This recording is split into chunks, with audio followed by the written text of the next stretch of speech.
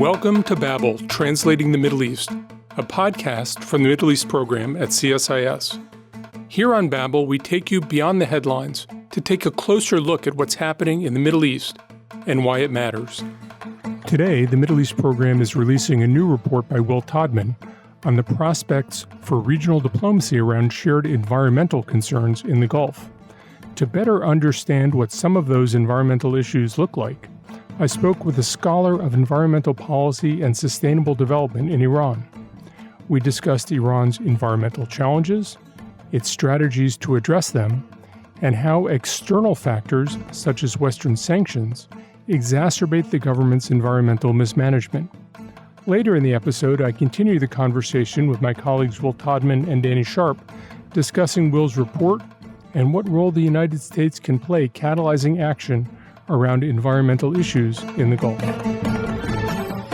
To translate some of what's happening in the Middle East, this is Babel.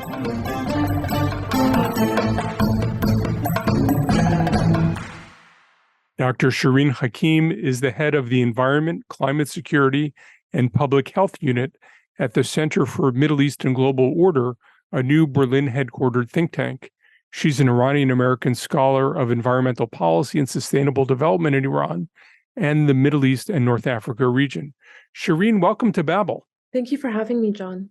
So you've thought a lot about environmental issues in Iran. What is the environmental picture in Iran right now?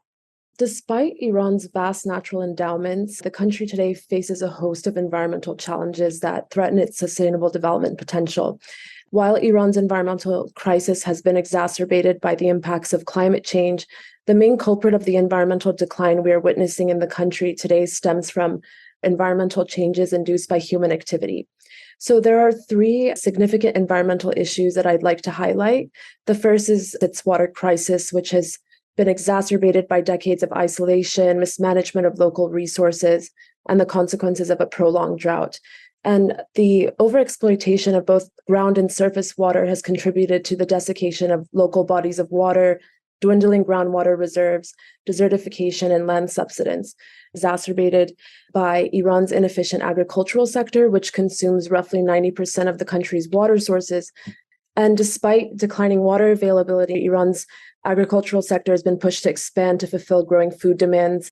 The second issue facing Iran is air pollution. Iranian cities, provoked by the use of poorly refined petroleum and the use of outmoded vehicles, routinely rank amongst the world's most polluted.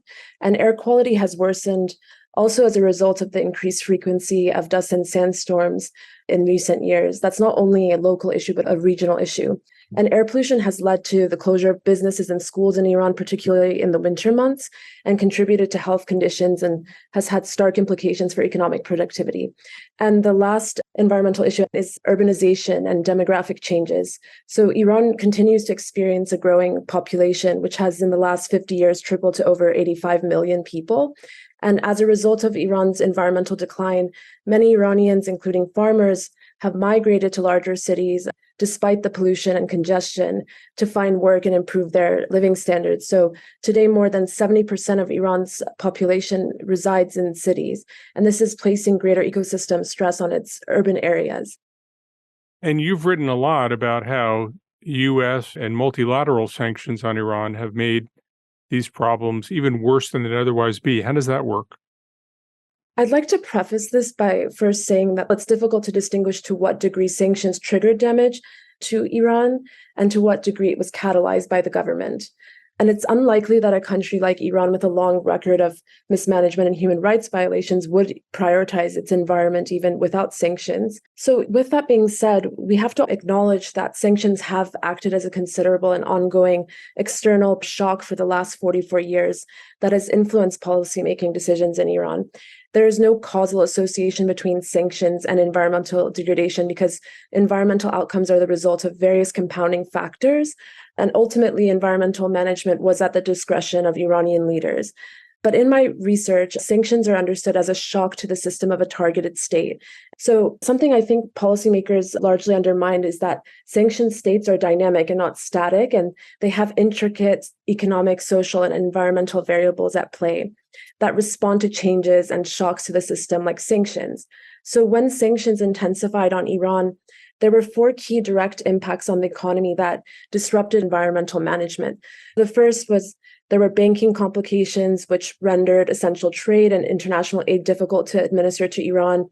The second is that there were divestments of international companies from the Iranian market and difficulties for Iran to attract foreign direct investments. The third point is it became difficult for Iran to import sustainable and clean technologies, partly because some fell under the dual-use item category, which are technologies or goods that have both civilian and wartime uses and were restricted. And the fourth point is there were severed opportunities for Iran to engage in the exchange of education and expertise with the global community. So these consequences generated responses from actors in the Iran system to sustain its weakened economy. And I refer to these responses as coping mechanisms. These coping mechanisms compounded with corruption, mismanagement of the environment and the economy, and the impacts of climate change. So many of the coping mechanisms Iran resorted to under sanctions to sustain its economy and prove to the West that it could defy sanctions came at the cost of natural resource strain and exploitation, as Iran turned inwards and pursued self-sufficiency schemes. And this is the main finding of my work, is that the secondary impacts of sanctions can act as catalysts to induce difficulties for sustainable development in a sanctioned country, but it's a complex and dynamic process that depends highly on the distinct context of the targeted nation. Can you give me an example of how sanctions have been a catalyst for environmental degradation? Yeah, so one example of a coping mechanism that is associated with sanctions was in 2010, Iranians were consuming roughly 70 million liters per day of gasoline, but the country's refineries were capable of producing only around 40 million liters. And though Iran is oil rich, it did not have local capacity to refine oil to meet domestic demands. And it would rely on European partners to refine the oil and then re-import petroleum to meet domestic demands. So the US Asada sanctions in 2010 placed restrictions on firms involved in energy investments in Iran, the sale of refined petroleum to the country, and financial transactions with select Iranian banks. And the Ahmadinejad administration at the time resorted to coping mechanisms to meet local demands by employing short-term fixes where existing oil refineries were forced to run above full capacity and without regular maintenance. And the government resorted to transforming some petrochemical factories into oil refineries, where very poor quality petroleum was generated, called pyrolysis. And this is a byproduct of crude oil when fed into petrochemical factories. And it can be used as a synthetic fuel, but a locally produced petroleum contained 10 times the level of contaminants of imported fuel, which resulted in damage to automotive engines and worsened air quality, leading to stark health ramifications for the general public. So this example just illustrates how sanctions do not directly result in environmental degradation, and that ultimately these decisions were at the discretion of the Iranian government that wanted to maintain business as usual instead of focusing on declining demands. But the secondary impacts of sanctions acted as a catalyst to create conditions where the exploitation of natural resources became more attractive to the Iranian government to sustain its weakened economy. How grumpy do Iranians get about bad air, insufficient water? And for many farmers, I mean, as you suggested, rivers are growing dry, pumps don't have water to pump. Does that create a certain social movement? And does it even destabilize the country, as we've seen protests in Iran in the fall? Are there ways in which the environmental degradation made those protests more dangerous for the government of Iran? In recent years, we've seen an increased frequency of protests because of water scarcity throughout the country. And in 2019, there were subsidy cuts that provoked large protests throughout the country.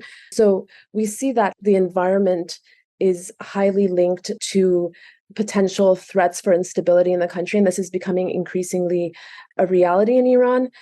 I think in regards to the Iranian government, they've largely undermined the potential for environmental issues to contribute to instability, and they've consistently prioritized economic gains over environmental sustainability. And Iranians now, even though the government has recurrently tried to suppress environmental activism, they're very well aware of the environmental decline in the country. If you travel there, especially in the winter months, for example, people will be wearing masks on the streets because of air pollution issues. Water scarcity is not an isolated issue. It's impacting rural and urban settings. So it's definitely part of the concerns of the general public. And I think that if we don't see significant reforms to the systemic inefficiencies of the Islamic Republic, it's likely to act as a threat multiplier in the future and add to existing social tensions in the country. As of now, the Women Life Freedom movement was largely driven by the Generation Z, and it's brought to the streets, a largely young population, but the environmental issues have the potential to mobilize, a different demographic of people that we have not seen necessarily contributing to these protests. So I think that threat is there, and it's something that the Islamic Republic should take into consideration and prioritize. So there are going to be some people in the U.S. government who argue that more pressure on the Iranian government is good, more social protest is good. The way you solve the Iran problems in their breadth, from the nuclear issue to human rights issues to the economic issues to everything else, is to move beyond the Islamic Republic and have a new government. So the last thing we should be doing, this argument would be alleviating pressure on the Iranian government. You want to double down on pressure on the Iranian government. How do you respond to that sort of logic chain? Right. In regards to the environment and the case, I think so. One misconception about this research is that, sanctions have acted as an impediment to sustainable development in Iran, but that's also largely because of the coping mechanisms I described, the decisions that the Iranian government has taken to sustain its economy at the exploitation of natural resources.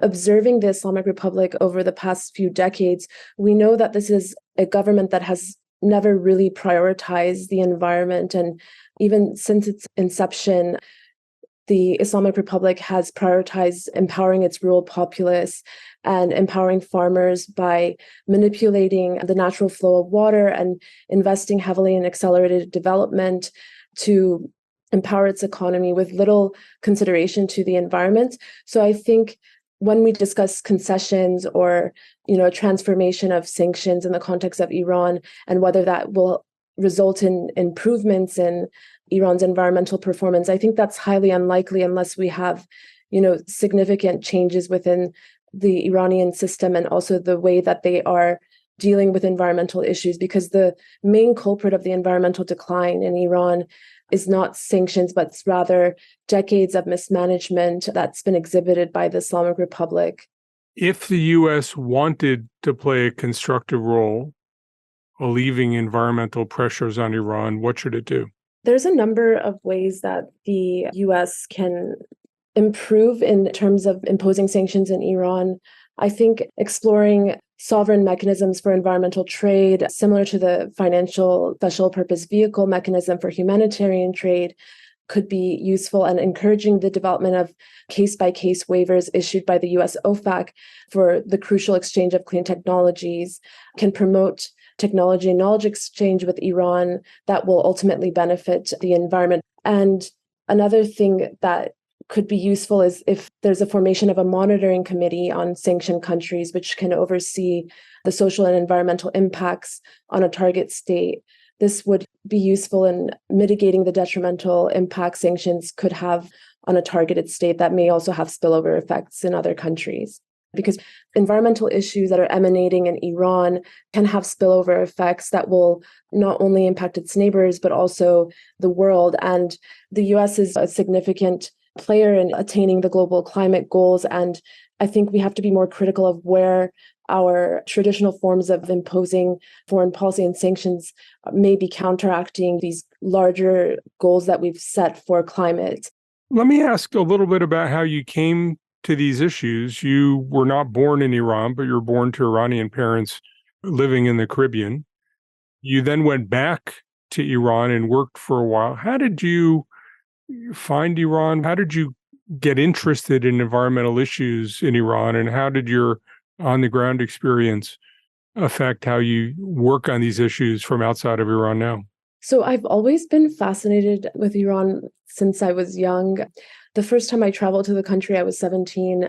I was consumed by the beauty of the country, but also very aware that the development potential of the country was limited by mismanagement, and also in the years of the escalation of multilateral sanctions.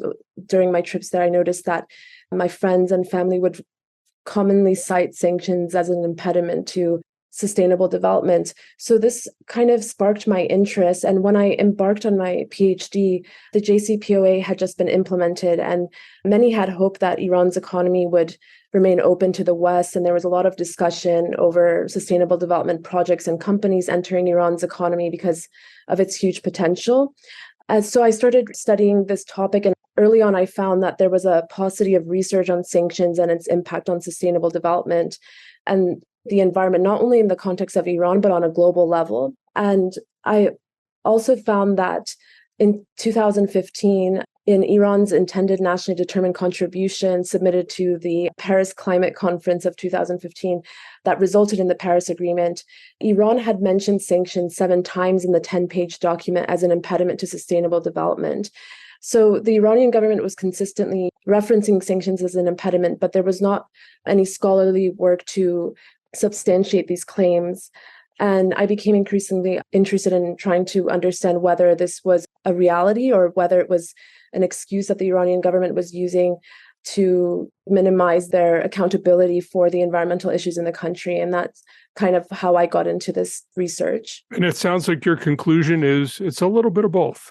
As I mentioned, the blame lies ultimately in the hands of the Iranian government. But I think what's significant from the findings of this research is that sanctions do create difficulties for a targeted state, especially one like Iran that has been under imposition of sanctions for decades. And I think what's novel about this research is that for years, individuals who have been crafting sanctions and imposing sanctions have undermined the adaptive capacity that sanctioned countries have to adapt to their conditions and find ways to evade sanctions. And this is kind of where the problem arises, is that the decisions, these coping mechanisms that are undertaken by sanctioned states often align with autarkic policies that necessitate these countries to turn inwards and increase their natural resource dependence.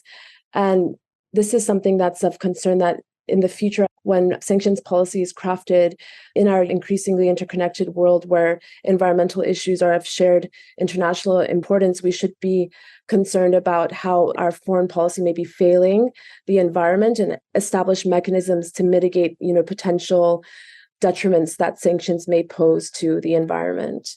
Shirin Hakim from the Center for Middle East and Global Order, thank you very much for joining us on Babel. Thank you.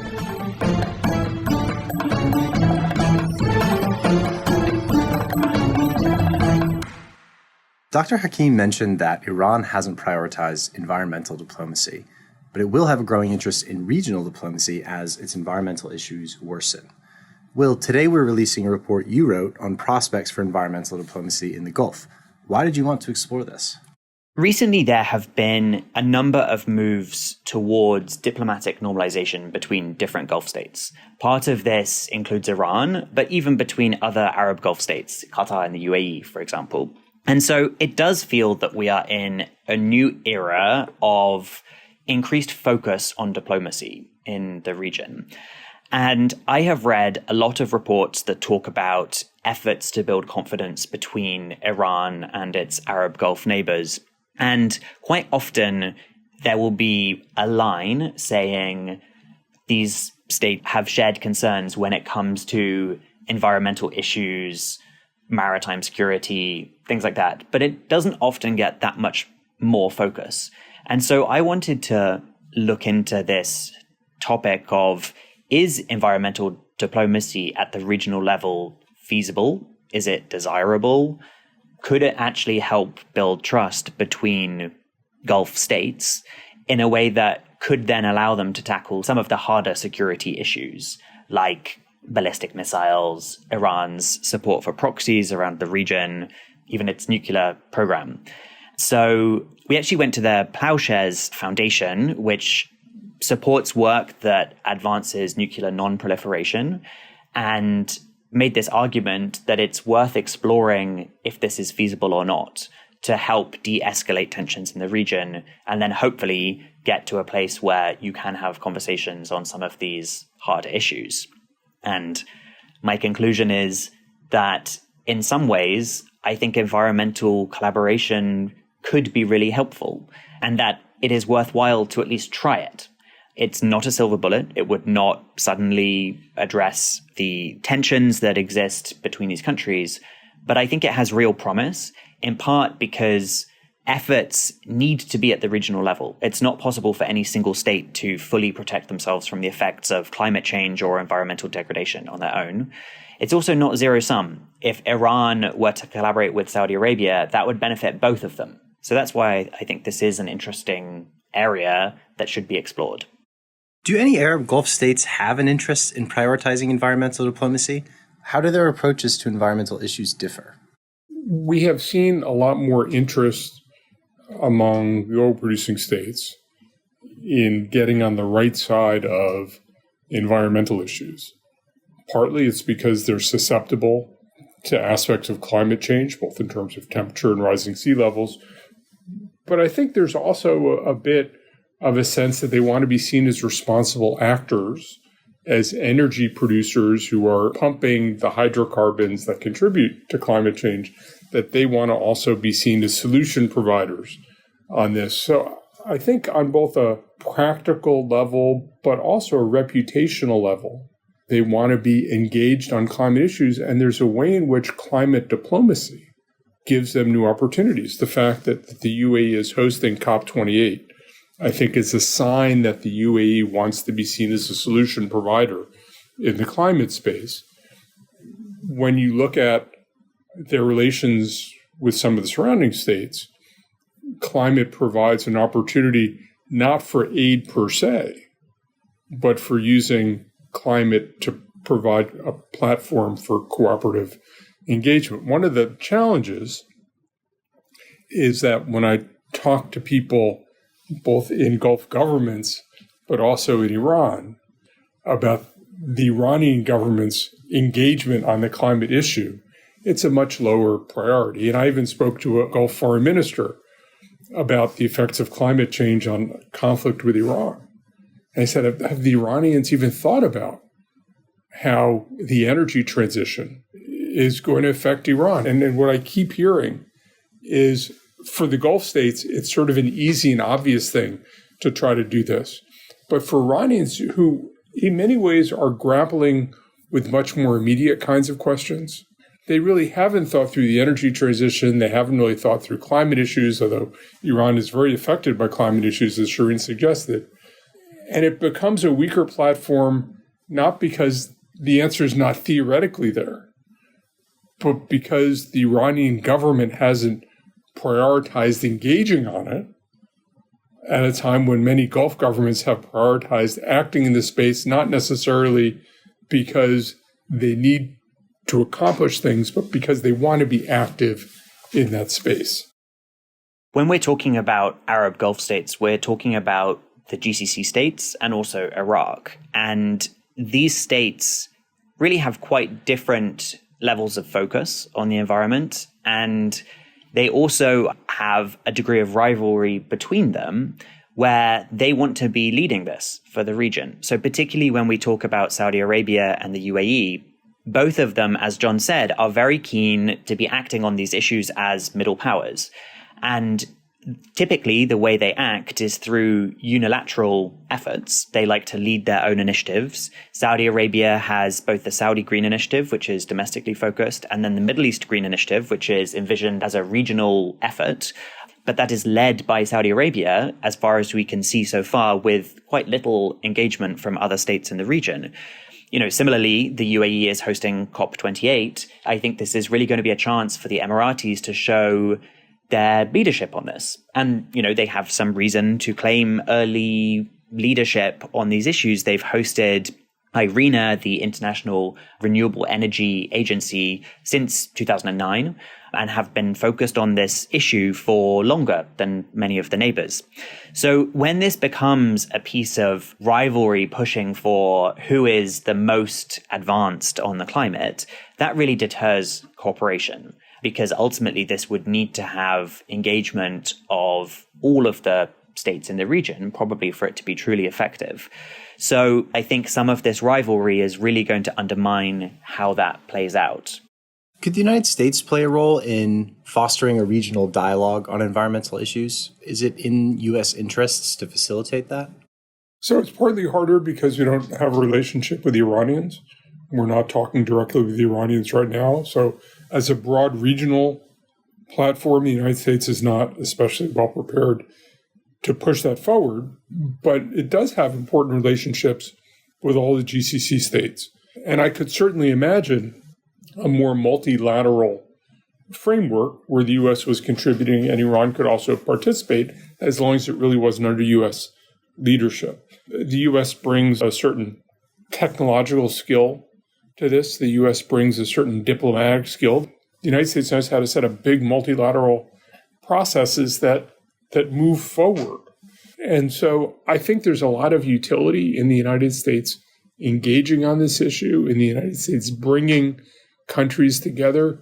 Ultimately, as I think many people in the United States and in the Gulf understand, this has to be a regionally led initiative. But I think the United States has a very useful supporting role, a useful organizing role, a useful catalyzing role, getting people to do this. The danger is that if the U.S. does too much, then everybody continues to look at the United States. So getting the balance right is hard, but I think there's a real opportunity to nudge these things in a useful direction. And that it's actually in U.S. interests as well. If we look at the current administration, the current U.S. administration, the national security strategy laid out two priorities for the Middle East, which was de-escalation and integration. I would argue that fostering dialogue on environmental issues would support both of those aims. And then President Biden has made the climate a big part of the administration's focus. And so I think it would be quite a natural fit for this administration to try to support in some way. And there's some reputational piece of this as well. US officials get very frustrated whenever people talk about a US withdrawal from the region, because they say that hasn't yet happened and is not happening, and rather it's shifting its role. Well, I think this could be a way to shift perceptions of how the US intervenes in the region and to say they want to have a really positive role and help facilitate solutions which are going to benefit all actors around the region. And for this project, I spoke to a number of Iranians, and some of them said to me, there is no way that the US would support this. The US just wants to bring down the Iranian regime, and they pursue a divide and conquer strategy in the region.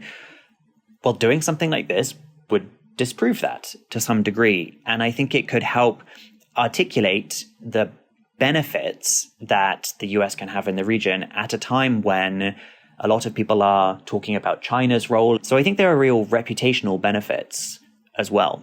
Although one of the cautions is, I was talking with a Republican colleague who said that when you think about long-term U.S. engagement in the Middle East, if you try to make a lot of it about climate, you have to appreciate that the Republican Party is aligned against the idea that climate is an issue.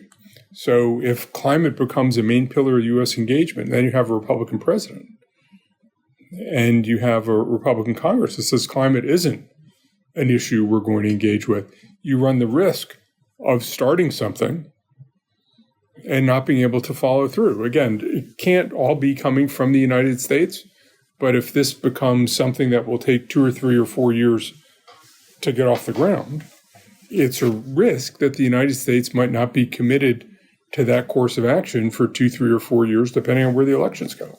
And the marketing of this is important. You know, I have just used the word climate change, but in the paper I talk a lot about environmental issues and not about climate change, in part because climate change is more controversial for some states in the region. And interestingly, actually, biodiversity is an issue that tends to gain support across the political spectrum. You could say this is to conserve the biodiversity that you have. So there might be some entry points that can gain a broader support, both in the US and in the region, which are seen in less political terms. And then you can perhaps build on that going forward.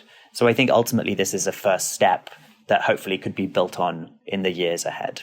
Great. Will, congratulations on releasing your report today. I hope we get the opportunity to study this further, and thank you both for joining me. Thanks, Danny. Thanks. Thanks for listening to Babel. If you enjoyed this episode, please subscribe to the podcast on iTunes or Spotify or wherever you listen to podcasts. You can find more analysis on this topic linked in the show notes on the CSIS website, and you can find us on Twitter at CSIS Mideast.